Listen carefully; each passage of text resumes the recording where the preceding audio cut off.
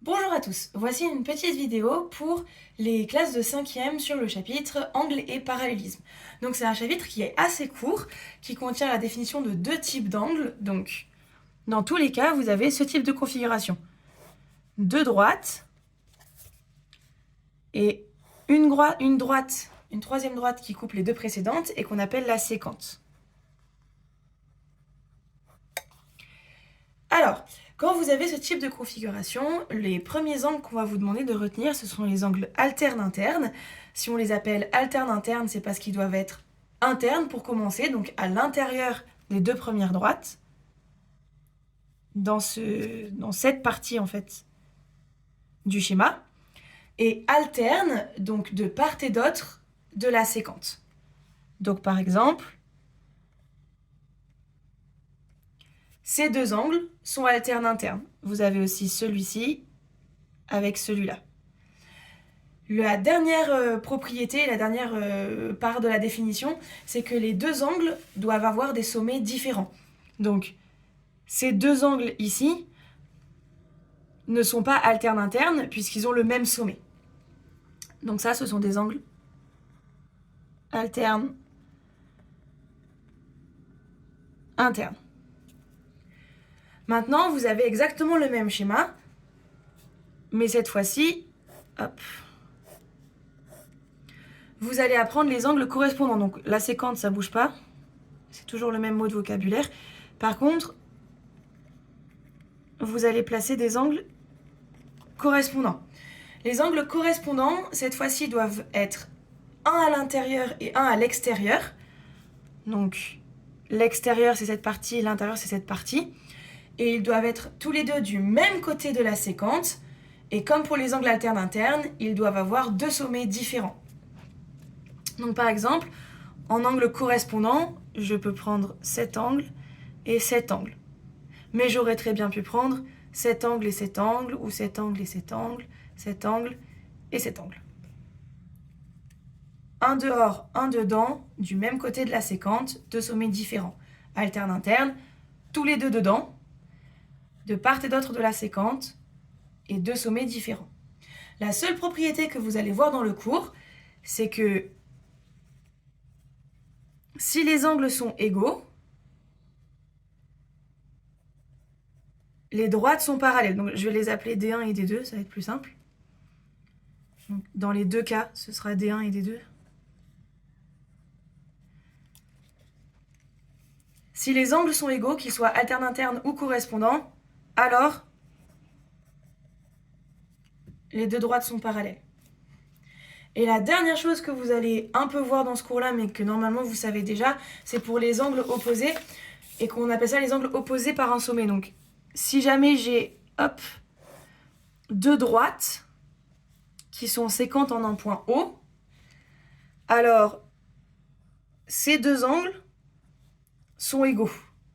Ça marche que si ce sont des droites. Si ça, c'est la droite D1 et la droite D2. Si deux droites sont séquentes en haut, les angles opposés par le sommet O sont forcément égaux.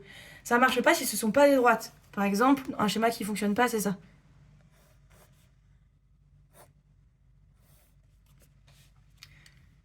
Ça, c'est une droite, c'est une demi-droite, ça, c'est une autre demi-droite. Et ça, on n'est pas très sûr. Donc au final, ces angles-là, ils ne peuvent pas être égaux parce qu'ils ne sont pas opposés par le sommet de deux droites.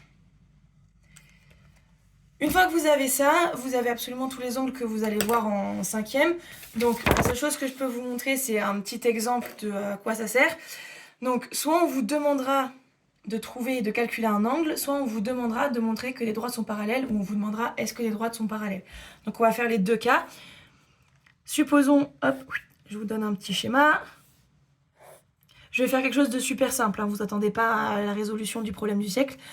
Donc, hop,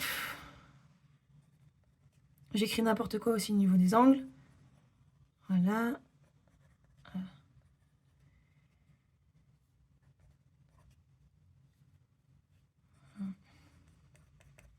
Alors, là, on va vous demander, par exemple, est-ce que AB est parallèle à DE? Alors, comment est-ce qu'on rédige?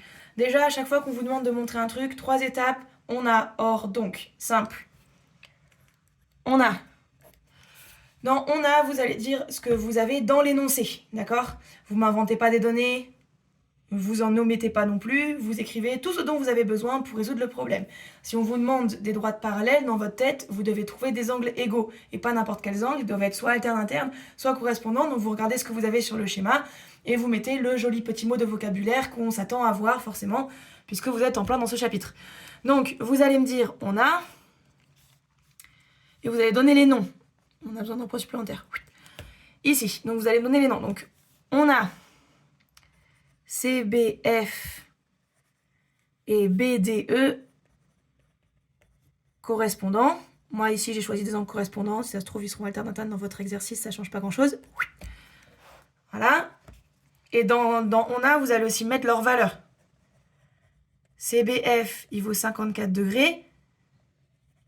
Et BDE, il vaut 53 degrés. Et donc, il est différent de CBF. Attention, maintenant, dans OR, vous allez devoir me sortir la seule propriété du cours.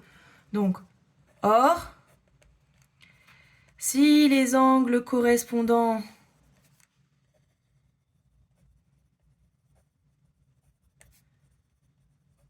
sont égaux ou ne sont pas égaux, donc là, vous pouvez mettre la négation. C'est autorisé, vous pouvez mettre la négation dans votre propriété. Donc, si les angles correspondants ne sont pas égaux, si les angles correspondants ne sont pas égaux, alors les droites ne sont pas parallèles, forcément.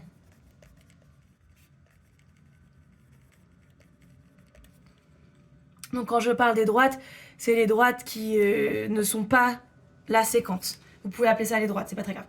Donc si les angles correspondants ne sont pas égaux, alors les droites ne sont pas parallèles. Et la vidéo est floue. J'espère que c'est plus flou. C'est flou. Pourquoi c'est flou? Ouf, c'est plus flou. Ok, et une fois que vous avez fait ça, vous allez écrire la conclusion. Donc, les droites ne sont pas parallèles, puisque là, les angles ne sont pas égaux. Donc vous allez m'écrire AB n'est pas parallèle à DE. Donc toujours 3 étapes, on a OR donc. Dans la première étape, vous écrivez le type d'angle que vous avez, est-ce qu'ils ont correspondant ou alterne-interne avec leur nom.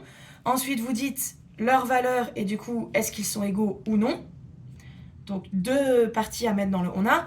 Dans le OR, vous citez la propriété. Donc soit dans cet ordre-là, soit les angles sont égaux, donc les droites sont parallèles, soit les droites sont parallèles, donc les angles sont égaux. Et après, vous écrivez la conclusion. Donc rapidement, je vais vous faire l'exemple où on vous demande si les droites sont parallèles.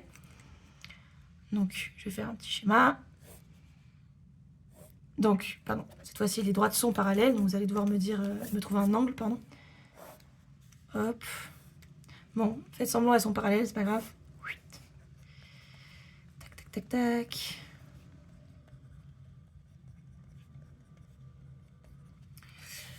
Voilà, donc dans l'énoncé, on va vous le dire. On va vous le dire que AB est parallèle à EG. Et on va vous donner un angle ici, qui fait, j'en sais rien moi, 102 degrés. Voilà. Et on va vous dire, calculer l'angle BEF. Bon, on a OR donc, c'est parti. On a AB parallèle à EG du coup. Hein. Mais c'est pas fini. Vous devez aussi dire dans on a le type d'angle que vous avez et où il se situe et c'est quoi leur nom. Donc là, vous avez DBF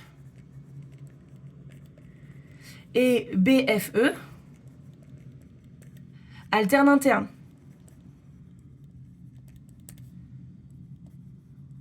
Hop, vous voyez plus. Ils sont alterne-internes. Or, donc c'est reparti. Or, si les droites sont parallèles, je vais mettre parallèle comme ça, j'ai la flemme. Si les droites sont parallèles, alors les angles alternes-internes sont égaux.